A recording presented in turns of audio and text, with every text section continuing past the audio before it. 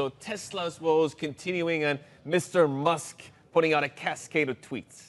Yeah, so Consumer Reports, which is one of the most influential sources of information for those out there looking to buy a car, has basically declined to recommend the compact Model 3 to buyers for two reasons here. The first is that it found the controls on the car hard to use, but that was one of the minor things. The big key issue was that it said that Tesla's brakes were slow. Apparently, the Model 3 takes 152 feet to come to a full stop from 60 miles per hour. That's 7 feet more than the Ford's F-150, and that's a full-on pickup truck. And Consumer Reports said, quote, "This is far worse than any contemporary car that we've tested." Of course, I just need to say here, though, that it wasn't all bad. Consumer Reports did praise Model 3's battery range. It said that the handling was nice, and it also said that there was exhilarating acceleration. So. Yeah, you've got to look at this within the context that this magazine did give the Model S the highest rating ever, lending credibility to the Model 3 at one juncture, and Elon Musk declared his love for the company. So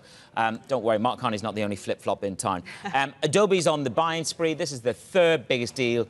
Now, every time I see Adobe, it's a download in terms of my iPhone or in terms of my tablet. There you go. We'll go broad church. What are they doing? Why?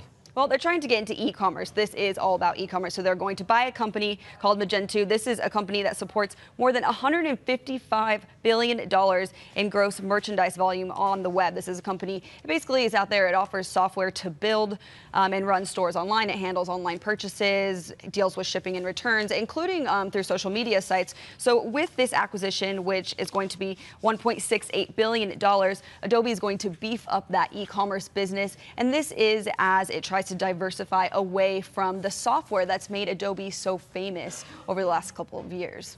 The other story that really stood out is that Barack and Michelle Obama are going to become television producers. Did I read that correctly? Yeah, you did. I love this story because you always wonder what people go on to do when they leave the White House or they leave the world of politics. And so they've signed a multi-year agreement with Netflix to produce what they call a diverse mix of programs. It could be scripted series, could be documentaries, could be feature films. They've really left it open-ended, and we don't have much detail, but what we do know is that they are going to create material through a firm called Higher Ground Productions. I think that speaks for itself.